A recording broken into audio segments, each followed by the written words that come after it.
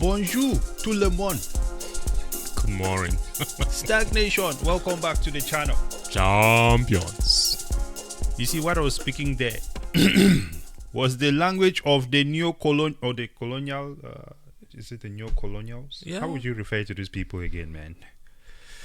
The colonial powers, I guess. Is the colonialist language? Is that the right way to say it? Yeah, if you remember, we used to get a butt whooping for speaking our local language in school. I hate that word colonialism, man. I know these days people don't like to use the word hate. You can hate things. It's fine. We hate slavery. We hate colonialism. We hate people who think that it is okay to be tap dancing around real situations because they're hurt by words. We hate you too. Well, person, let me speak for myself. I hate you too. Okay, there it is. You mean you hate YouTube? Oh snap! I bet the algorithm will probably pick that up, man. Ah, jeez. I hope they don't ban us.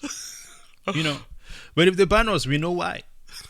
Because if you found out, have you seen recently? I think we can unequivocally say that Google is racist. Can we not? Oh man, what's new of that? Yeah, Google is racist. Listen, I don't know what type of sick game you guys want to play with black people, man. But we don't need. At no point in time have I ever felt like I need some historical facts that these people have put together, right? Mm-hmm. Whether who is white and like the founding fathers, turning them into what founding fathers of America turned them to black haters. What do you people think black people are supposed to feel about that? Is it supposed to make black people feel? I mean, Jesus Christ, man. Listen. Talking of Jesus Christ, don't let me go into the Bible. That was the first time they switched on us too, man. They flipped that old book. Oh, Lord. You know what's the problem? I've always said this thing, man. This racism matter. I don't understand why there is a group of white people that seem to feel like it is their job to be on the front lines of black people's problems. Okay? If you've noticed, those who are fighting the most for anti-racism, or the most anti-racist people, or those who are in this woke battle, let's just call it that, are always not the people who are actually being oppressed, or the people who should be fighting for it the most. You see what I'm saying? And this is not even today's topic. But we're going to get to it. We're going to get into today's topic, man. Listen, I don't want to be rushing because this is the other thing as well. When you're rushing, okay, you play into this, cricket mindset that they have set for you people here in the West. People cannot focus for more than 15 seconds. Hey, that is why they use TikTok. Exactly. So now you're trying to disperse extremely important information, but you have to squeeze it into 15 seconds because people don't have the mental bandwidth to focus for more than 15 seconds. This is why you're failing at school. That's why a fish is even smarter than them. Yes. This is why you're not achieving some of the things that you want to achieve because your mind cannot hold the freaking focus. I know this because I started battling the same things in myself because I'm like, wait, why is it that I cannot focus for longer than? And you start to see the patterns of things that are happening. I gotta pick up my phone every 5 minutes. Yes. Speaking of that, have you noticed that sometimes your phone will vibrate when it's in your pocket, even though no one has messaged you? So it gets your attention back to the phone? It's not just... Yeah, brother. I'm like, but yeah. It feels like a vibration, but it's not a vibration. It's a buzz. It just goes... Whoop, I'm right? like, but and then naturally, you just... And there's nothing in there. Yes, and just like that, you've been distracted from whatever you're trying to do. Apple. We'll see what you're doing. Samsung, Google, all of them. Okay, so listen. Factually, this is what these people have put in place. Have you ever seen the child of any of these tech CEOs on OnlyFans? No. Okay. They say if you're not paying, you are the product. The only thing we can do is to try to be the product as little as possible. Why try to gain from it as well? Smart move. Okay. Now, talking of being the product. Talking of being the product. You like how we move into that? I love it. Take it away, sir. Take it away. Bring us into this one. Talking of being the product, we're going to be talking about how the entire continent of Africa with the largest resources Yeah. is the product that the West uses.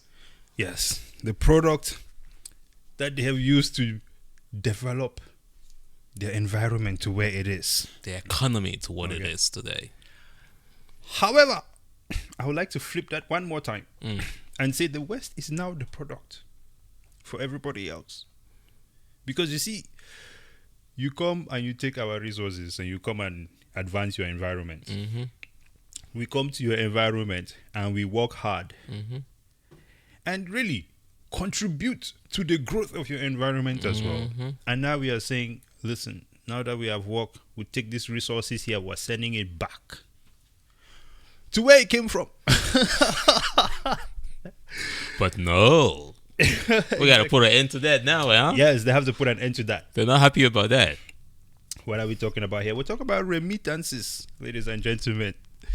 You see, remittance statistics and why they matter in Africa. This website, which we are pulling from here, you see, it is Impact Capital for Development. UNICEF. UNICEF. What United Nations. Oh, UNICEF is United Nations as well. Of course they are, huh? They always have that sub and They're sub part and of sub, them, sub level layer stuff. Man. Honestly, I feel like all of these things is money laundering. Think about it, brother. If you have been extracting donations from the American people, taxes and all this other stuff, huh? What am I now? 30 shit. Don't tell What year them. is this? What year is this? Don't tell them your age. No, on some real 2024. 24? Okay, Yeah. I'm 33. Can't even remember his age, y'all. I start from 1990, but the thing is that there's a little zigzag somewhere there where it's like, Every African has a zigzag. yeah. Hey, listen, 33, 34, put me around there. It does not matter, okay? And for this time period that I've been around, these people have been collecting money from everyone in the name of developing Africa, which is the wealthiest natural resource continent. How long does it take to achieve that type of growth? At least just raising the people out of hunger. You see what I'm saying? But we have not seen that type of stuff because they're still collecting money. This is why I say, where has the money gone? United Nations Capital Fund, Development Fund. Yes. Really? What are you developing? All these years, what have you developed? Exactly. And if you have nothing to show for it and you have taken people's money, I think we can call it money laundering until you otherwise prove so. Is that going to be against any sort of international laws? Who cares at this point? Exactly. Clearly, they don't care. Check this out. The importance of remittances in Africa, and this is why we're talking about this. You see, remittances, the cross-border payments that migrants living and working outside of their country of origin send back home to loved ones, are currently subject to a patchwork of policies and regulations that tend to differ significantly from one region to another, or even between neighboring countries. Jesus Christ, they don't teach you guy about comma. That was like a run-on sentence. But it's okay. We hope you get the point. But they taught us English, though. Yeah. The multiple guidelines governing acceptable forms of personal identification, maximum transaction sizes, licensing requirements for Say money what? transfer operators, etc. KYC upon KYC. All of these things combine to create a formal remittance market of such formidable complexity that it even drives customers to use simpler but riskier informal alternatives. Simpler but riskier formal alternatives. I want you to hold that one in your mind. Simpler but riskier. You see, they cannot admit that it is a more complex matter because there is clearly simpler methods right now. But they have to put the word riskier. But they claim riskier to bring in that fear. Hold your breath. That is the fence of social engineering. Okay. Not that I'm an expert at this stuff. This is what you call gaslighting, right? It's gaslighting and manipulation. Manipulated.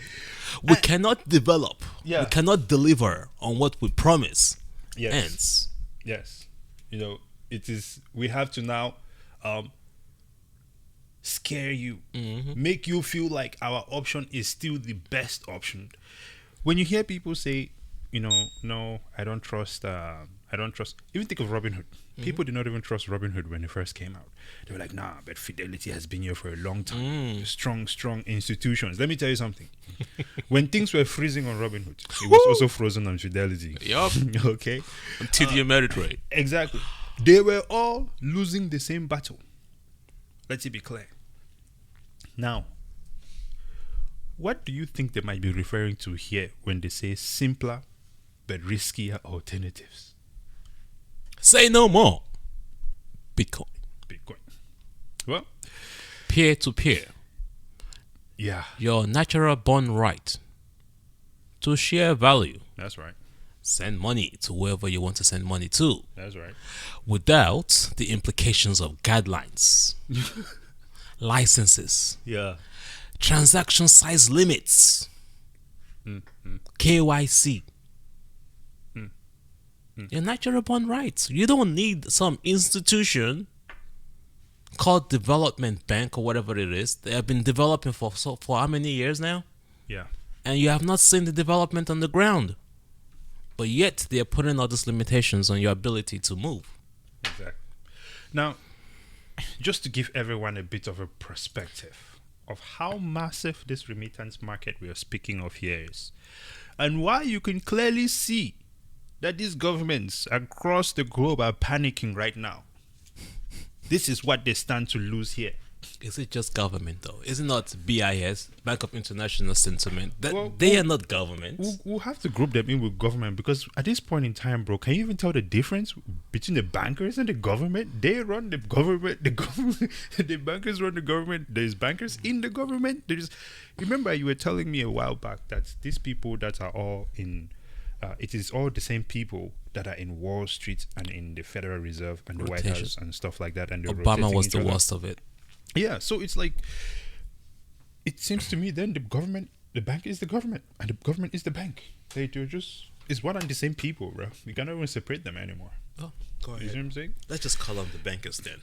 Yeah, the bankers, the military industrial complex. It is interesting how these people have this unique ability to move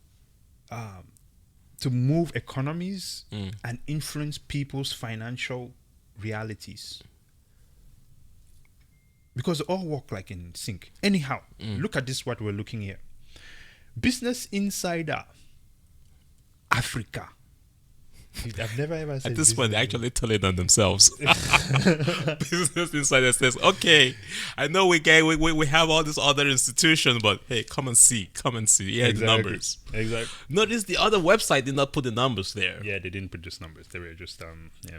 In fact, there were some PDFs that have been now removed from the website.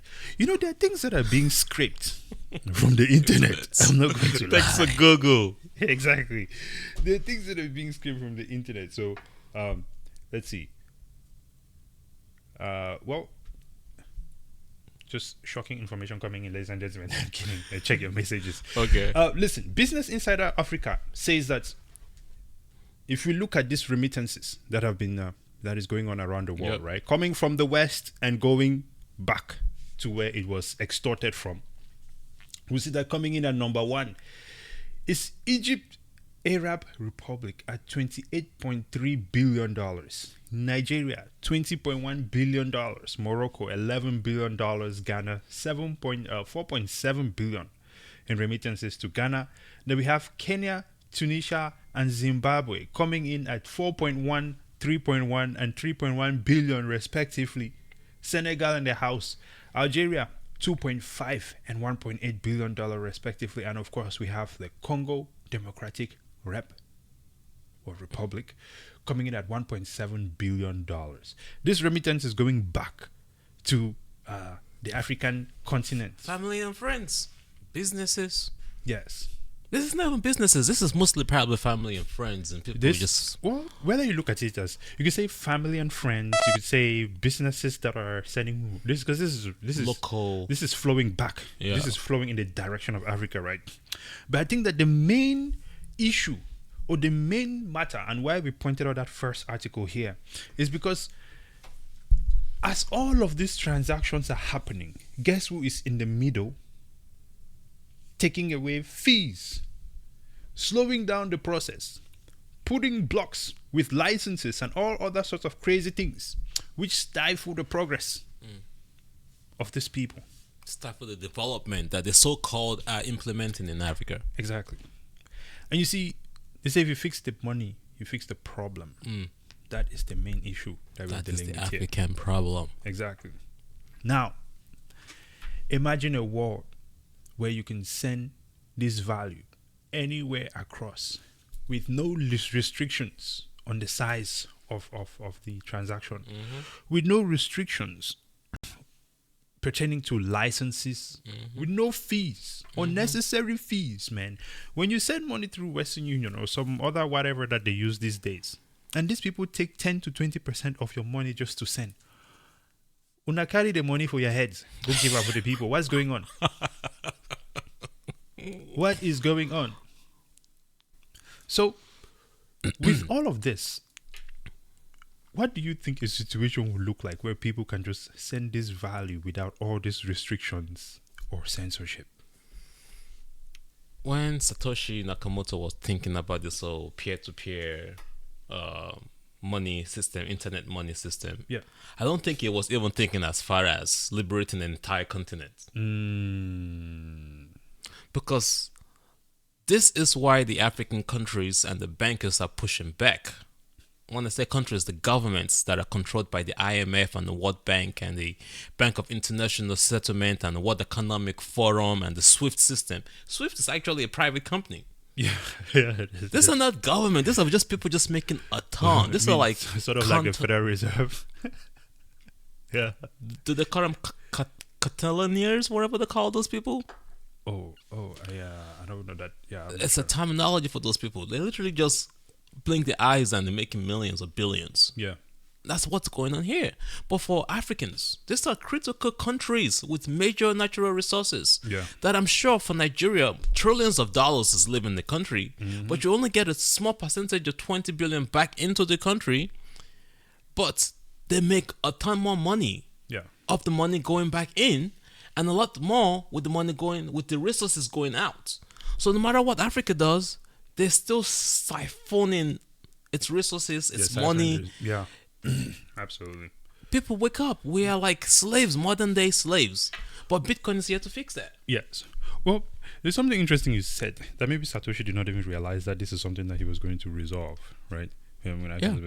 I think that maybe it is actually very possible that maybe he did think about this and this is what he was trying to resolve. This is why I say that. You know why I say that? Yeah. Because Satoshi could be African. There is no denying it. Who has met this guy? Nobody has. So he could have been African. As much as anyone could think he's white, he could be African as hell. I know, just like how the Bedouins think that Jesus Christ was white. Exactly. Exactly. He could be African. So there is that. But so this is what I'm asking then.